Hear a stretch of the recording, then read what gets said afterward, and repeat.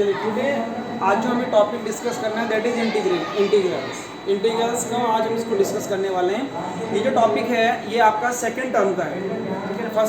First topic है second term के लिए। तो यहाँ से जो वेटेज है आपका काफ़ी अच्छा खासा वेटेज है इस टॉपिक का, और आप इसमें देख लेना कि इसकी जो प्रॉब्लम्स हैं थोड़ी सी comparative to the previous topics little bit difficult है, हल्का सा छोटा मोटा एक दो जगह आएगी, तो आपको प्रैक्टिस करनी पड़ेगी इस टॉपिक की। तो सबसे पहले जो टर्म है यहाँ पे लिखी हुई है इंटीग्रल्स। हम सबसे पहले इसको कोशिश करते हैं कि ये क्या है, इंटीग्रल्स क्या है, और हम why we are studying this integrals को पढ़ क्यों रहे हैं और है क्या, और क्या फ़ायदा है हमारी लाइफ में, इसका फ़ायदा क्या है, पढ़ क्यों रहे हैं। सबसे पहली बात तो ये है कि आपने देखा भी होगा कि जब when you are study in class 5th 6th 7th 8th like this, in class में पढ़ते थे, आपको एक ट्रायंगल दिया होता था लाइक दिस, एंड क्वेश्चन बनता था कि इसका you should find the area of this one. आप एरिया निकाले थे, या तो ये कोऑर्डिनेट ज्योमेट्री में होता था या फिर सिंपल भी होता था, कभी कभी क्वेश्चन ऐसे भी निकालते थे आपको कि find the area of this triangle, half of base into निकाल लेते थे। सपोज करो आपको ये रेक्टेंगल गिवन है, you can easily calculate the area of this one rectangle, square given है, trapezium given है, parallelogram, whatever it given to you, आप उसका एरिया इजीली फाइंड कर लेते थे, कोई प्रॉब्लम नहीं आती थी, सब कुछ ठीक ठाक चल रहा था, कोई प्रॉब्लम नहीं आ रही थी हमें। अचानक किसी ने पूछा आपसे कि भैया आप एरिया फाइंड करो इसका, ये जो कर्व है इसका एरिया फाइंड करो। ये कोई कर्व दे दिया, क्योंकि आपको सिंपल लेंथ मिल रही थी, आपको सिंपल चीज़ें मिल रही थी, triangle, rhombus, trapezium, rectangular, square, ऐसी चीज़ें मिल रही थी, मगर अब कुछ ऐसा एरिया मिलने लगा। और देख सकते हैं आपके पास कुछ एरिया ऐसे आने लगा। मान लीजिएगा ये उसने कह दिया कि आप इस एरिया को फाइंड करो यहाँ से यहाँ तक,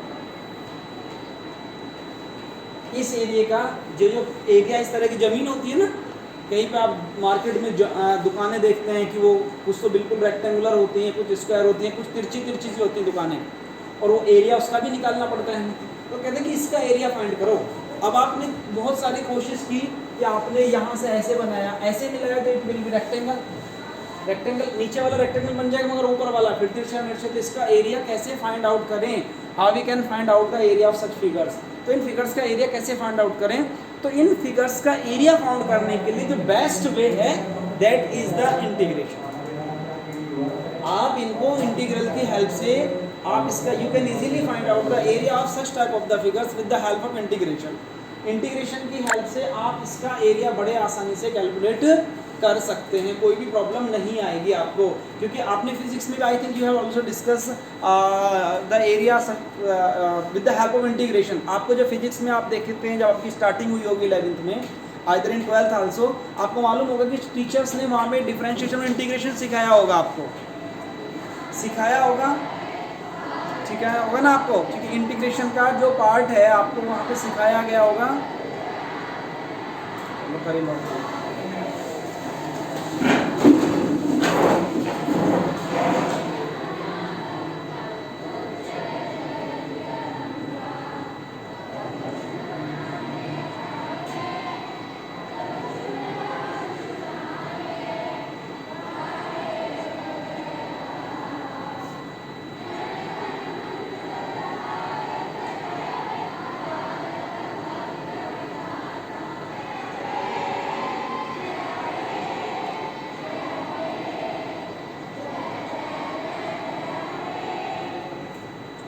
तो आपने जब उसका एरिया निकाला था वहाँ पे पहले से बात कैलकुलेट करते थे। आप फिजिक्स में बहुत सारे डेरिवेटिव आपने किए होंगे, इंटीग्रेशन किए होंगे एक छोटी सी फिगर का, जब आप सर आपको पढ़ा रहे होंगे, सर आपको पढ़ा रहे होंगे कि ये रोड है, यहाँ से एक स्मॉल सेक्शन लिया है आपने कुछ इस तरीके से, तो सर बता रहे होंगे इसका ए से बी के बीच में एरिया निकाल लो कुछ इस तरीके से, fx dx, तो सर ने बताया होगा, क्योंकि आप एक छोटे से सैंपल का एरिया निकाल लेते हैं, फिर बाकी को उसको कर देते हैं, पूरा उसका होल का निकाल लेते हैं। तो इसमें भी यही है कि आपको इसको बाउंडेड किया, ये कहाँ से ए से बी के बीच में है, ये सपोज कीजिएगा इसकी जो है यहाँ से ए से बी के बीच में इसकी जो लिमिट्स हैं, यहाँ से इसके और इसके बीच में एरिया निकालना, और ये फंक्शन है हमारा इस तरीके कोई कर्व है, तो आप इसका एरिया होगा a to b fx dx, integration of fx dx। तो इंटीग्रेशन का मतलब क्या है, आपको सिंपल सा फायदा है, एक सिंपल लैंग्वेज में बता रहा हूँ। इंटीग्रेशन का मतलब होता है किसी चीज़ को जोड़ना।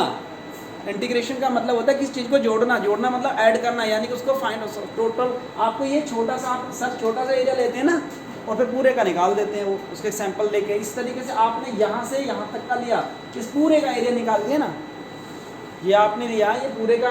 ये इंटीग्रेशन का मतलब सिंपल लैंग्वेज में। और यूज़ कहाँ हो रहा है आपका, बेसिकली आप देख रहे हैं फिजिक्स में, अगर फिजिक्स हमारे डेली लाइफ से कनेक्टेड है तो इसका हर डेली लाइफ का एग्जांपल है। आपको किसी लैंड का एरिया फाइंड करना, आपने ज़मीन खरीदनी है, आपकी कंपनी स्टार्ट करनी है, उसका भी एरिया कुछ इस तरीके से, तो कैसे निकालेंगे, तो लाइक दिस आपको इसका एरिया निकालना पड़ेगा। Is it okay? तो ये आ गया एफ एक्स डी एक्स।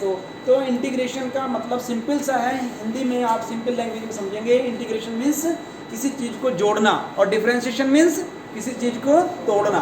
तो ये दोनों प्रोसेस एक दूसरे से कनेक्टेड हैं। And one more thing, they are reciprocal to each other, यानी कि इंटीग्रेशन, डिफरेंशिएशन मतलब तोड़ना है और इंटीग्रेशन उसको जोड़ना है।